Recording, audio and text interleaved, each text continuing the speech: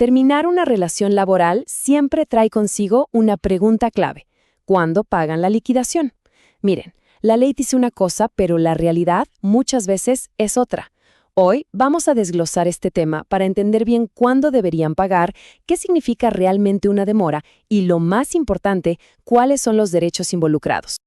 Y aquí va la pregunta del millón, la que seguramente todos se hacen al dejar un trabajo.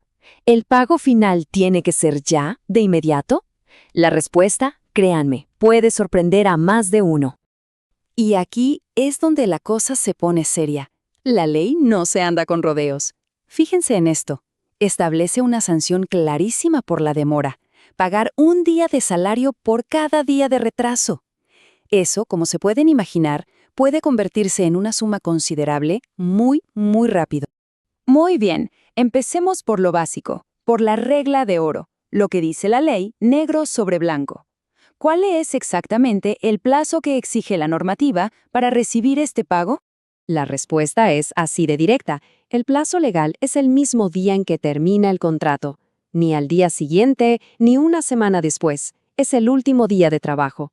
El famoso artículo 65, en esto no deja ningún lugar a dudas. Ahora, para que estemos todos en la misma página, vamos a definir qué es exactamente la liquidación. O sea, ¿de qué dinero estamos hablando concretamente?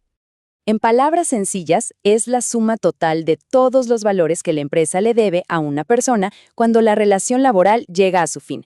Es, digamos, el cierre de cuentas definitivo entre ambas partes.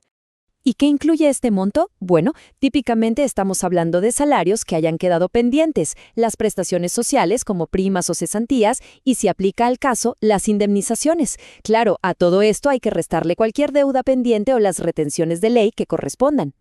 Perfecto. Ahora, pasemos de la teoría a la práctica.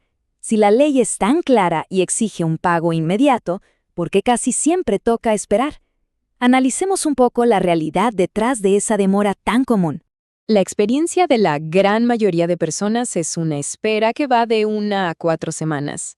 Esto es lo que, con el tiempo, se ha vuelto lo normal en el mundo real, a pesar de lo que diga la ley en el papel. Y la razón, muchas veces, no es malintencionada. Generalmente, se debe a los procesos internos de la empresa. Hay que hacer cálculos finales, correr la nómina, conseguir aprobaciones. En fin, son trámites administrativos que simplemente toman su tiempo. Y aquí lo vemos claramente, el choque de dos mundos. Por un lado, la ley, que exige inmediatez total, y por el otro, la práctica empresarial, que se toma un plazo que considera razonable. Justo este conflicto es lo que genera toda la confusión. Entonces, ¿cómo se resuelve este choque entre la ley y la realidad? Bueno, aquí entra un concepto legal que lo cambia absolutamente todo: la mala fe. Este y no otro es el factor decisivo que un juez va a analizar. Esto nos lleva a una pregunta bastante lógica. Si casi siempre hay un retraso, ¿por qué esa sanción tan estricta que vimos al principio no se aplica de forma automática en todos los casos? La respuesta es que el problema no es solo si hubo un retraso, sino por qué lo hubo. Todo, absolutamente todo, se reduce a si el empleador actuó o no de mala fe. Y es importantísimo entender esto. Mala fe no es sinónimo de una simple demora. Es algo mucho más grave. Se refiere a un retraso intencional, sin una justificación válida, con el ánimo de perjudicar. Es muy, pero muy diferente a la espera causada por un trámite administrativo normal y corriente. Y a ver, ¿cómo determina un juez si existió o no? No es una decisión al azar. Se sigue un proceso muy lógico. Primero, se analiza cuánto duró el retraso. Segundo, se evalúan las justificaciones de la empresa. Tercero, se intenta determinar cuál fue la intención real detrás de esa demora. Y finalmente, con toda esa información sobre la mesa, se concluye si hubo o no mala fe. Muy bien, ya cubrimos la ley, la realidad y ese factor decisivo que es la mala fe. Ahora, vamos a la conclusión. ¿Qué significa todo esto en la práctica para alguien que está esperando su pago? A modo de resumen, la ley exige el pago ya mismo, pero la realidad es que una espera de unas pocas semanas se ha vuelto común. Estos retrasos normales, los que son por trámites, rara vez terminan en una sanción. ¿Por qué? Porque el punto decisivo es otro.